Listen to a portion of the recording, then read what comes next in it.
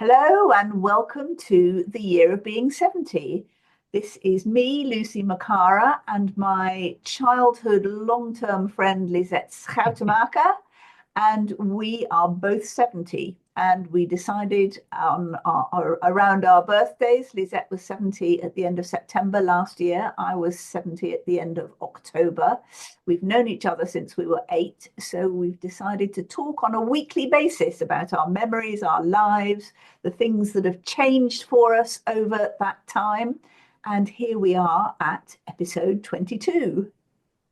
22. I'm 70 and a half already now.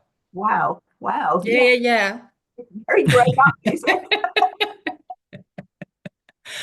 yeah. Okay. So, what I want to know, Lucy, is when you grew up, how was it, in the social arena? Did your parents have friends over that they give like business dinners? How was your social life as a child, and what do you do now? Oh gosh, it's changed. Yes, well, it's changed so much. So yes, we're talking about our social lives and entertainment and entertaining rather this week.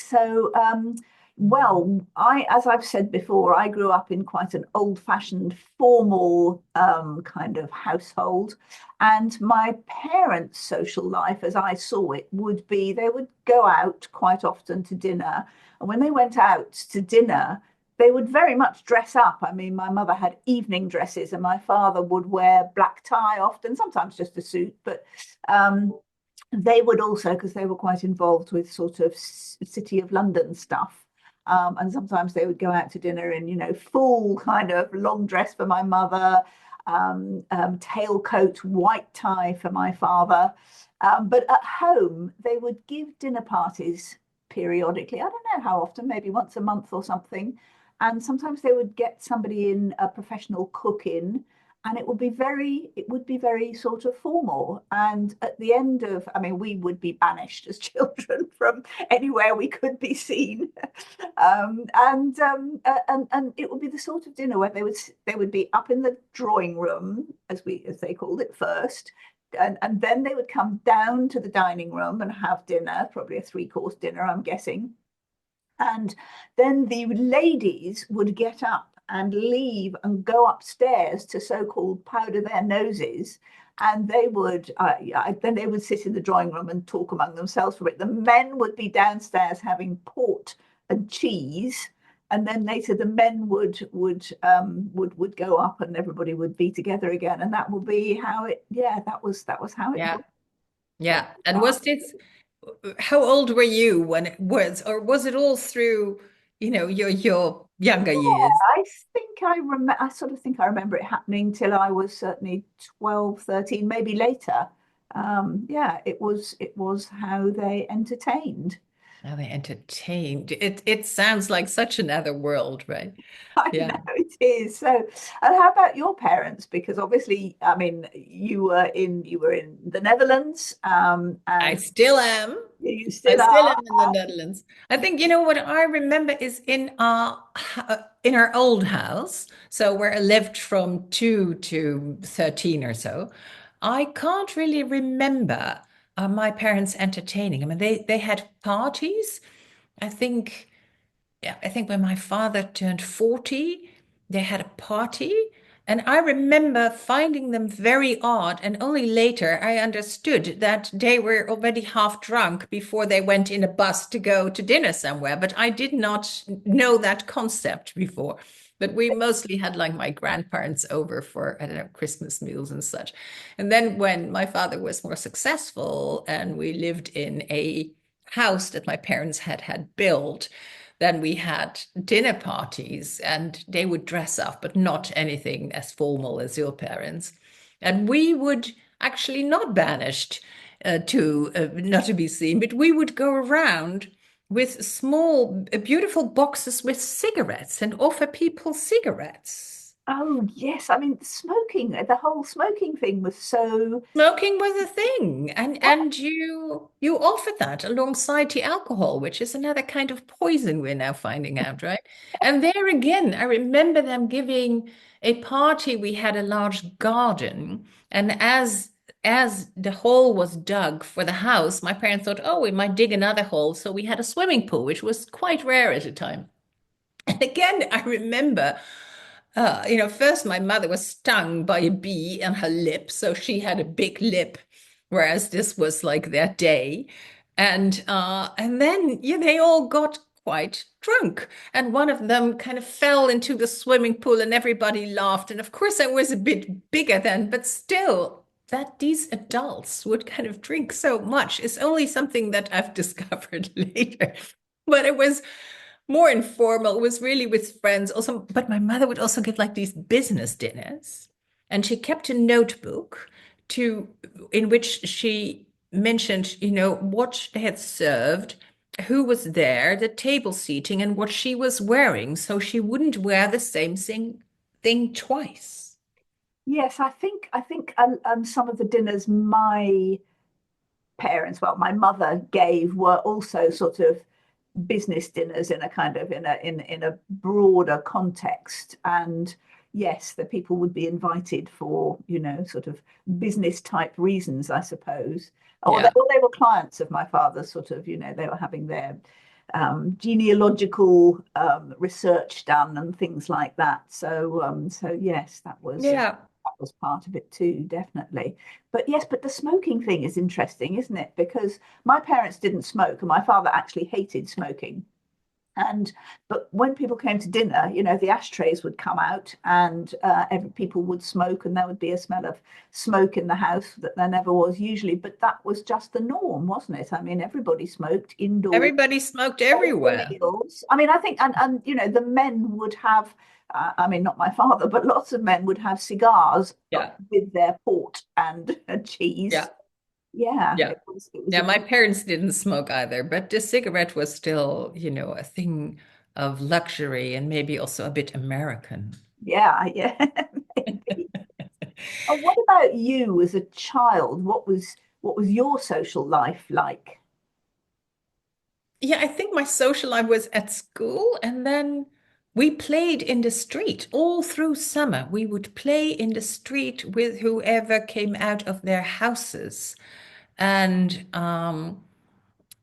there wasn't much traffic, so we could do that, and it was great. And we would have, these teams after dinner, and at some point, our neighbor's house was rented by an actor and his wife, and they came out to play. And then, all the parents came out to play, and to me, that was a wonderful summer.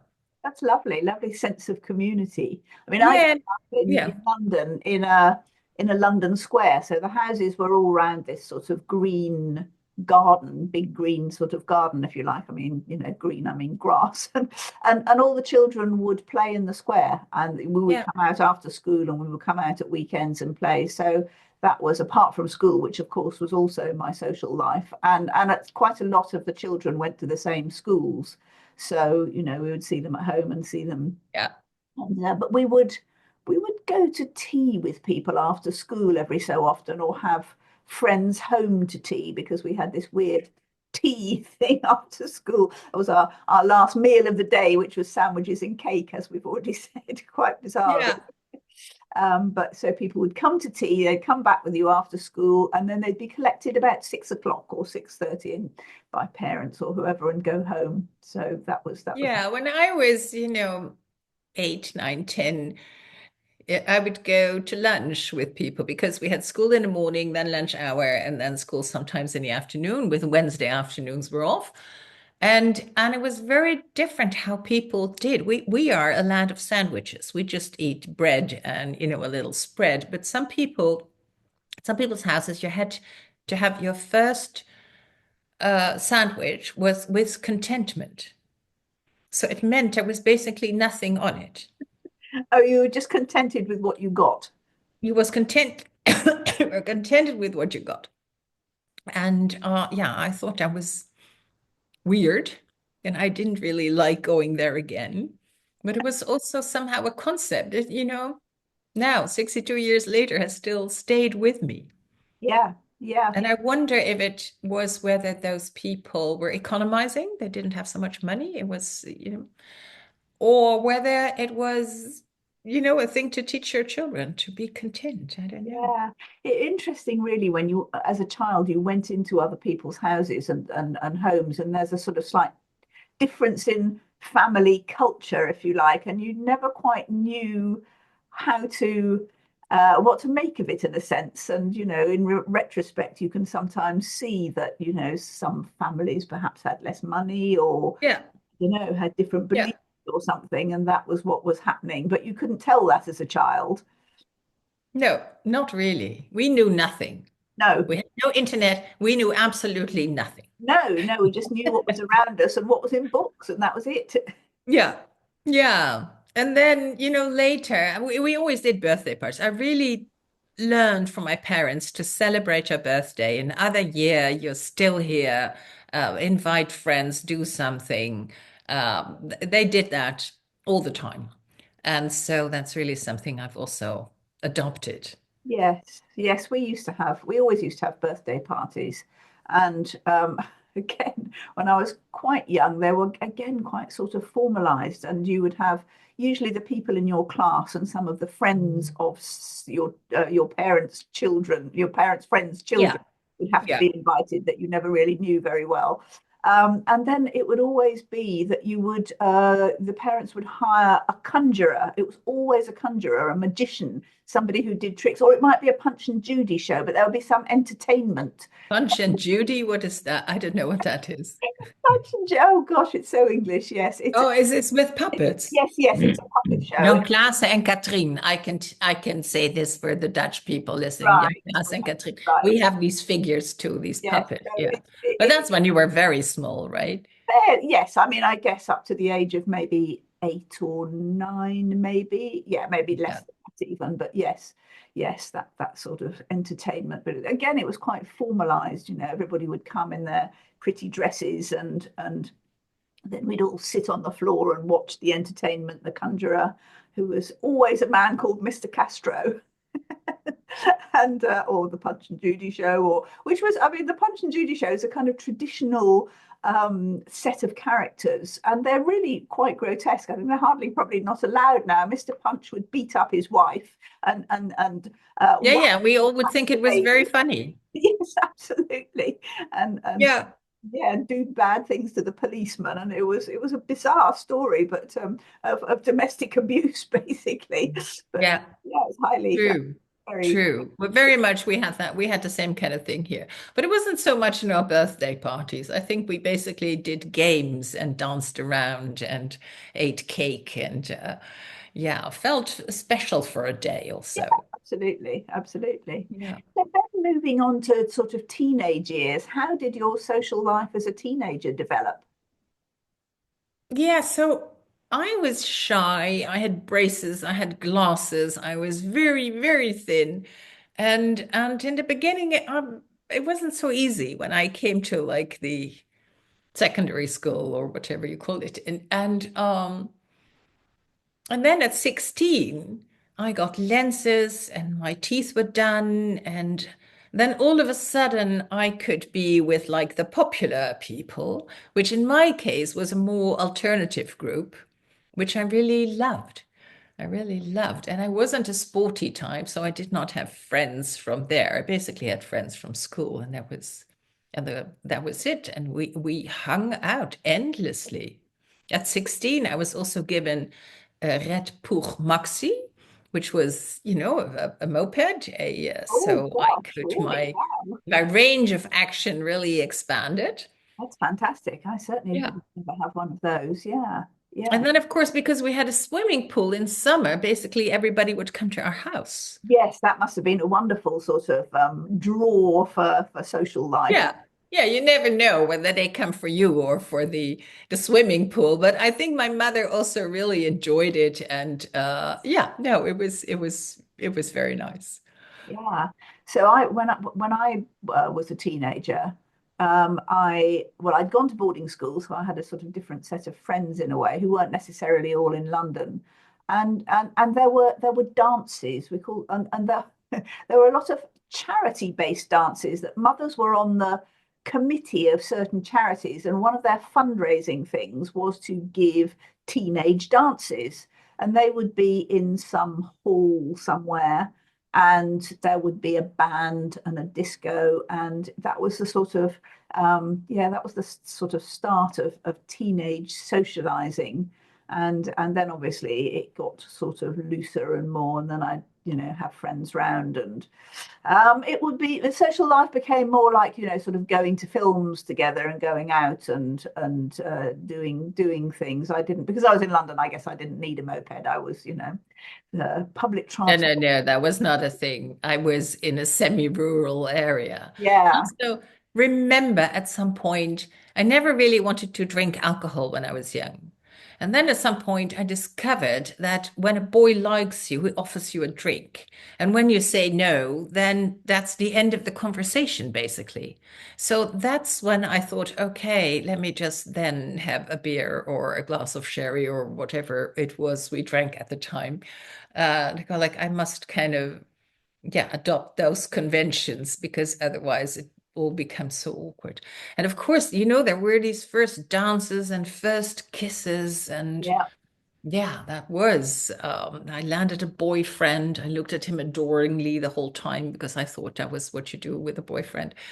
And Did you yeah, not adore him? Did you just look at him because you thought you ought to, or did you I actually? thought I ought to. I thought that was the thing to do. I thought that was what men liked. Yeah, so I must have somehow, kind of copied that from my mother, although my mother was vivacious and yeah, they continued to have, people over and yeah. Yes, I Yeah. spent my teenage social life. I also had a different social life in the holidays because we would go to our house in Aldborough, Oh yeah. and I started sailing sort of dinghies, and the Yacht Club became the center of social life. And I would go sailing, sort of racing, in these little dinghies called lapwings in the summer holidays twice a week, and then Yeah. Did with you all, enjoy sailing? well, not really. Not really. Mind it, it was all right, but I mean, it wasn't like it wasn't. I really, it was mainly for the social life as far as I was concerned. Any kind of sport was not particularly my thing, and if I did do it, it would always have been for the social life that surrounded it rather than Yeah. the sport itself. But it was okay. It was quite fun, mostly if it was nice weather. It wasn't too taxing. So No, yeah. I have a question. Did you learn to cook when you were young? Did anybody teach you how to cook? Not really. I could cook very basic things. I think I did get taught to cook that. I mean, things like scrambled eggs and boiled eggs and probably a toast. Not, but no, I'm not sure we can call that cooking. no, but we did have cooking lessons at school. It was called domestic science. You And did? yes, yes, at my boarding school, there was a domestic science room with three cookers in it, and I learnt to cook. Was that only girls It learn was only domestic girl. Yes, science? yes, yes. I don't think my brothers ever learned to cook anywhere at school anyway, and possibly not at home. Although they're perfectly good cooks now, but no, I didn't really know. I had to learn. And in fact, Rob, my first husband, was a much better cook than I was, and he knew how to cook when we got married, or before we got married, obviously. And we used to give dinner parties, but not in the formal kind of way my parents did. But it was a thing when I was in my 20s, I guess. As couples, you gave dinner parties, you went to dinner parties, you cooked Yeah. for your friends. I was never especially good at it. I'm not sure what my friends had to sit through eating from my cooking efforts. Maybe it wasn't about the food so much as it was about the atmosphere and the conversation. I always hope that because I never learned to cook and I No, don't really have an interest. I can't remember how things, it's just not my thing. no. But did you do dinner parties, say in your 20s, 30s? Was Well, 20s, I was in my student days. I had people over, but of course I was vegetarian, which was quite rare then. But I was famous for one thing. I could make a cheese souffle. Oh, very clever. Wow. People talk about it still. People from those days, when they come for dinner now here, they go like, "Oh, we're having cheese souffle." I don't know how to make it anymore, but that was my kind of pièce de résistance back then. But in my small student room, I think it was mostly one-on-one. And then, we started also to go out for dinner Yeah. or Well, I more went to restaurants. Australia when I was 21. And so I was then, and I'm pretty sure I'd never experienced one in England before. We were introduced to barbecues. The weather was hot. You would have people round and you would cook outdoors, obviously, on a barbecue. And it was very meat orientated. I did eat meat in those days, but that was a whole new thing. And I think, by the time we came back to England 8 years later, barbecues had become a thing in England as well, and people were very into barbecuing. And also I another always thought the meat got burnt. it often Everything got burnt. I think it is a recipe for, now the cancerous things with all these things getting burnt. But I think they've really progressed. My youngest brother has for a few years sold very designery barbecues in the US. Yeah, yes, yeah. yes, and Big slabs of meat on them. yeah, absolutely. I mean, and I think they were yes, I mean they were very big in sort of meat eating countries, I suppose, like America, South Africa, where they're Yeah, the braai. Yeah, yes, exactly. That's a sort of yeah, based word, isn't it? And yeah. obviously Australia. But the other thing that happened, I think, when I was in my 30s, is that cookbooks became a thing. Specialists, famous chefs, restaurants would produce cookbooks, and we became kind of more. It was more important to learn to cook, and that's where I sort of, I think, learnt to cook in a way from those more interesting, Italian food. And then there were the Jamie Oliver. yes, exactly, Jamie Oliver, Prue Leith, all the people who are still around. But they sort of started educating us in certainly in the UK in more interesting cooking and Yeah, Italian food and cooking Chinese food and yeah. I've still got a collection of ancient cookbooks on from dating back And from those do days. you read them for pleasure? No, No, they just stand there.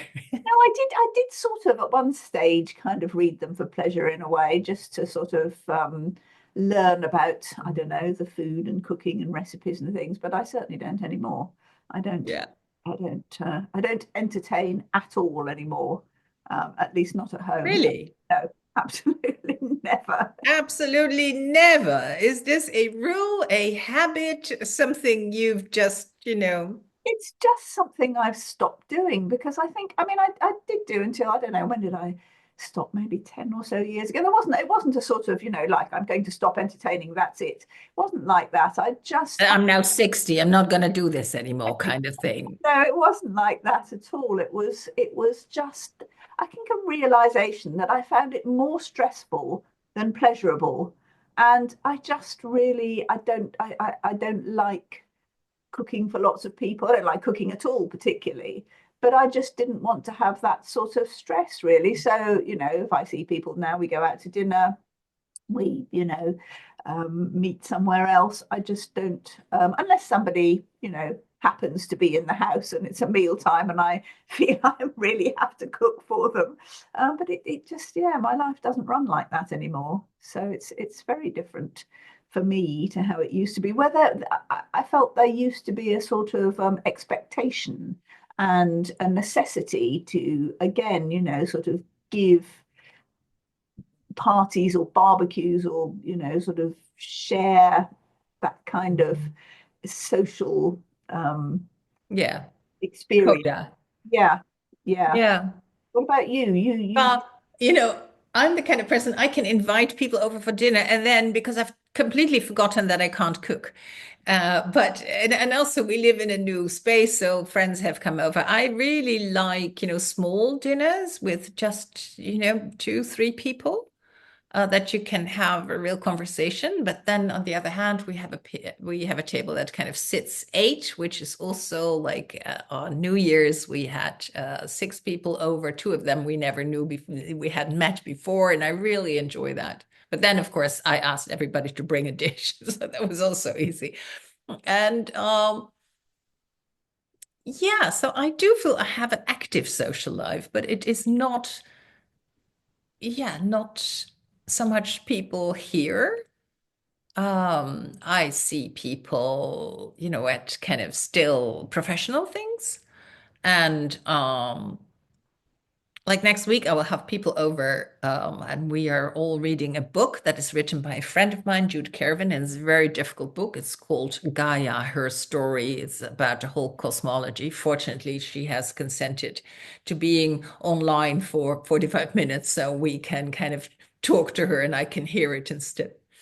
But I enjoy that. And then I go like, oh my God, what am I making? And I resort to kind of easy things, but also because we have, a topic of conversation. And mostly Jos cooks. Jos is a really good cook. He understands cooking. He understands how ingredients work together and how you get the flavor. And yeah, always want more dishes. He's like, okay, two, three dishes. I was like, no, let's have a bit more. Let's have an in between. I usually do the dessert, and I'm better at, buying than at cooking. Yeah, I'm very clever buyer and of course there is lots of that in a city. yeah. But I enjoy also having people in the house. I really love it. Yes, I feel I probably don't so much anymore now. I used to belong to a book club like you, and that was really nice. I mean, we would go move it around different people's houses every month. We would read a book, but we wouldn't. Nobody would have to cook. It would be we'd order in a takeaway.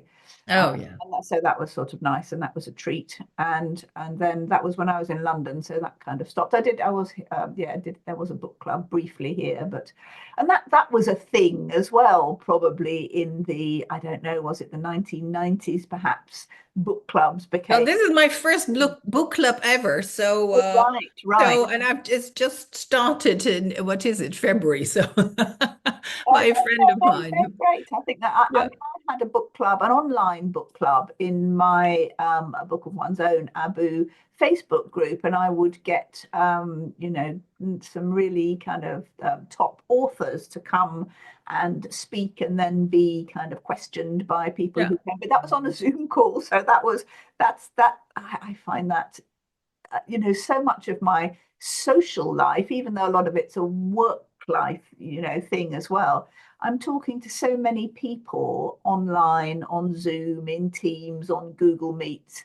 And I think maybe that's why I don't feel the need to sort of socialize or entertain at home anymore. I get plenty of people. I'm in touch with plenty of people. And I think social life is a different thing now. I mean, I really felt when I was perhaps a teenager or younger that it was important. It was a status thing. You had to have a good social life. You had to go out a lot. You had to have people round. You had to have a big group of friends and do lots of stuff. And I think probably also because of COVID, that's changed in a way. The concept of social life is different now, perhaps especially for young people. I think for young people, there's still a lot of status, but maybe that is online. But Yeah, I mean, now, but I do think there's a real difference between talking on Zoom or taking trouble to go to someone's house, cooking for people or meeting people for a walk or yeah. I do more of that than I used to. I never used to really make time for that, but I do make time for that now that I am 70. yes, yes. Well, I mean, I've got a lot of family, and my kind of in-person social life is mostly to do to do with family. So, I mean, I regularly go to the theatre with my two sons, and we will have dinner before or afterwards, and Yeah, that will be lovely. lovely. And yes, and we sort of get together as a family every so often, and so yes, and then I have work events where there are lots of people, and it's sort of sometimes it's kind of like entertaining. I mean, I've got my book launch tonight, and that feels like the stress of entertaining people are coming. And although I'm not cooking, obviously, No. be a little kind of bit of But will catering. you give a talk? How will it? Yes, yes, I will, and so will some other people. A couple of our authors and my colleague Daniel Priestley will be talking. So yes, it will be a little event. But again, I'm completely unreasonably stressed out by it. I know it'll be fine. Oh. It will all just go, it will all fall into place. And I don't know why I feel this sort of anxiety about it this morning. Uh, Yeah, well, it is a thing, and you're again presenting something, and yes, there's always like, what if nobody turns up? But how could you come into a situation where you're more relaxed so you can enjoy it more and not only after the fact? No, I will enjoy it as soon as it gets going. I will enjoy Okay. it. It's just up to the minute that nobody is there, and then maybe one person's there, and you think, oh goodness, nobody else is going to turn up. Oh. I don't know why. I can't lose that sort of anxiety about. Well, I'm very much, when I learned the principles of open space technology, which is a way to open up a conference for what participants want to talk about. And one of them is whoever comes are the right people. And I think that is such when I was organizing an event every other week for the Center for Human Emergence, 10 years ago, it's like whoever comes are the right people. Let me just stick to that. What if I truly believe that even if it is a small group, the conversation we will have will be enriching and people will say, I'm so happy it was a small group because I really got to talk to this and that person. So it's a great rule. It's true. It's true. And I do kind of believe that in many ways, especially, I mean, I run a mastermind for 12 women, and I really believe we have a group call every month. And I really believe that the people who show up on each call are absolutely the right people to be there for that particular Yeah. conversation. And sometimes everybody's there, and sometimes, one or two Yeah. people. So if you could extend that firm belief into, looking forward to your launch, I Yes. think it is great. You're 70, you're launching another book. It's just superb. Yes, it's something about the in-personness of it, and will it feel like an empty room with a few people milling about? And I don't know. I don't know why. I Yeah. don't, I think, I'm on lots of sort of big Zoom calls or group Zoom calls, and I doesn't matter at all whether sometimes I'll have a kind of mentoring call where several people are supposed to turn up, and literally there's just one person there. That can happen, and it's fine. It's lovely. It's lovely for them, and it's lovely for me, and we have a good kind of really good intensive conversation, and that doesn't worry me at all. Or even if nobody turns off up, because then I just turn the Zoom off and go and do something else, which is fine. But somehow I don't know, in-person stuff still worries me slightly more. I haven't got to the bottom of why that should be. Yeah. I think also the less you do of it, the more kind of trepidation you have when it happens, Yeah, right? maybe that's true. Maybe So I. you kind of get out of that habit Yeah, and then it is all a bit, yeah. yeah, Yeah. yeah. Oh, I really love in-person things. Yes, no, I do too. I do. I do love getting together with people. I'm not a complete hermit at all. But No, you're not. You're not. and it is. Yeah, but about the socializing, sometimes I kind of yours is very much, working in the week and then resting in the weekend. And when he's a painter, an artist, and when he has kind of this creative period, which has now been going on, he's kind of making a new series of paintings, and I think he's been at it like 4, 6 months. He's also in a particular kind of concentration that he wants to preserve, and he can do things, but he also really limits it. And so I would say, it's also, let's have those people over for dinner, knowing that he will take it upon himself to really, think of the meal, think of the shopping beforehand. He does all the wine. I don't drink alcohol, so he does all that wine things and everything. And I'm just, the frilly one on the outside. But what is also different from my parents' life is that my mother would do things during the day, but in the evenings, she would not make appointments with friends unless my father was going out. So my father belonged to the Rotary, and I think he went like every Monday or every Tuesday. So that was my mother's night to go to the movie with a friend. And that is very different because I don't. I mean, we kind of compare notes so that we see each other, but Jos is mainly at home and I do my thing. Like I was a week up in Scotland, Yeah. and I kind of don't feel guilty. I don't feel, that I oughtn't to do that. Whereas, my mother would not do that. But maybe your mother was different in that respect. Yes, no, I think no, I think certainly in the evenings they would do things. I mean, they would be together in the house, or they would go out or have, social events as a couple. Very much. I don't remember my mother going out literally at all without my father. Or Yeah. I mean, he would occasionally go out in the evenings for sort of I don't know, club dinners or city dinners or Men's club yes, yes, dinners. exactly. But I don't remember her doing that very often, or even at all. I don't even remember her going to the cinema at all, or having.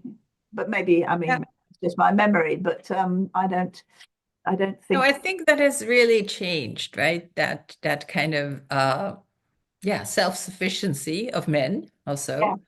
And our kind of we have a life of our own and we make our own plans and then we kind of compare notes and Yes, and the distinctions are blurred as well between, well, our fathers used to work, and that was there were certain sort of I mean, that probably was a social life to some degree for them.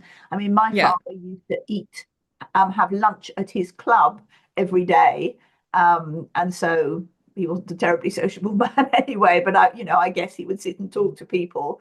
And then, and my mother would be at home or doing, her stuff. And then the social life was quite their joint social life had quite specific sort of boundaries and rules and things that you did, like give dinner parties or go out to other people's dinner parties or yeah, go to parties. And I think ours is much more fluid than that. I mean, for instance, you just said you've just been on a retreat for a week. That's social life, isn't it? I mean, you've just had a yeah, very sociable time with your yeah. 8 eldest daughters, and My that eldest thing, daughters and a few days afterwards with friends and yeah, yeah, and that's sort of, I think, the idea of a social life has changed and is not what it was. It used to be like how many friends you had, how often you would go out, what you would do together, and it was kind of it was much more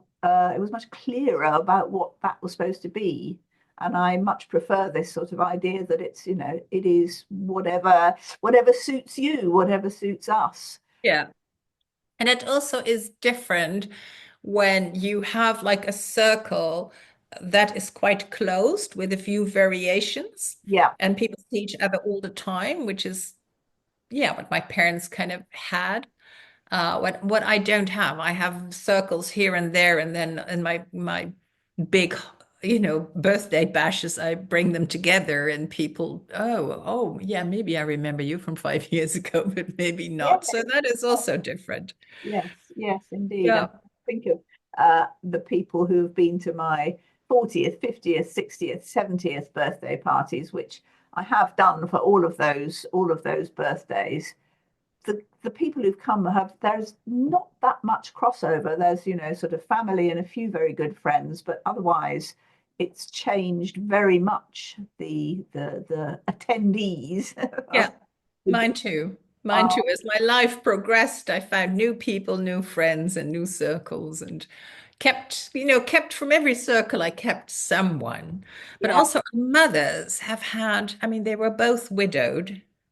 And so they've had to find out for themselves, Yeah. how do you do it when that husband suddenly is not there? Yes, yes. And in my mother's case, she had to make a lot of allowances because my father was blind for the last 12 years of his Yeah. life. So that was a constriction, if you like, on what they could and couldn't do. And so that, I guess, that really did affect her social life.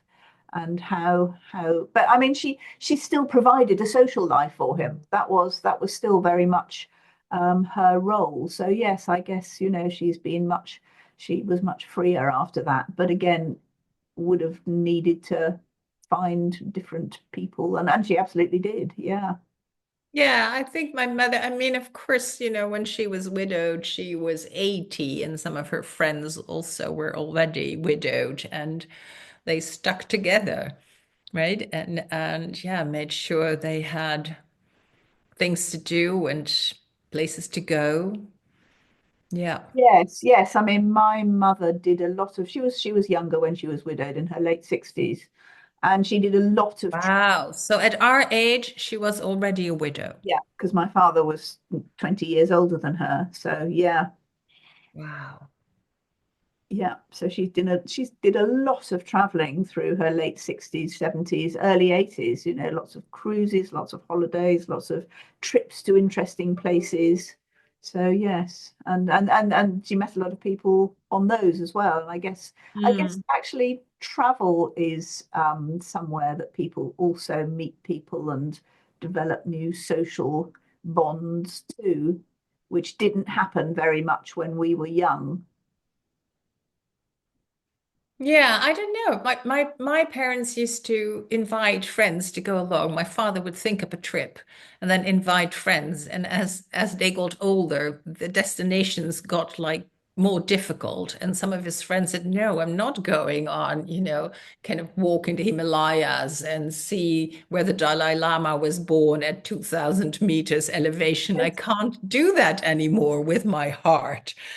So yeah, they did meet new friends there, but yeah, I find it a privilege that I can still make new friends. I did not think that I would do that at 70, but that is so wonderful. No, no, it's lovely, isn't it? And I enjoy what, I suppose I call my social life now. I feel very comfortable with it. It's, not at all like it was when I was younger. I don't feel I have to do anything particular, entertain in any particular No, ways, but I we feel don't need to impress anymore, no, although no, you will impress this afternoon at the launch of your book. I I'm hope sure. so. I am already impressed, Lucy, with your I'll tell you your how oeuvre, your body of work. I'll tell you next week if anybody turned up Yes, or not. let's talk about this next week. It's a disaster or fun. Yes, yes, I will fill you in. Enjoy. Mostly, I wish upon you to enjoy. And once it gets going, you'll enjoy. I know that. I hope so. Yeah. I'm sure I will. Yes, Yeah. absolutely. Okay. Have a wonderful launch. Thank you so much, and we'll talk next week. We'll talk next week. Bye. Bye.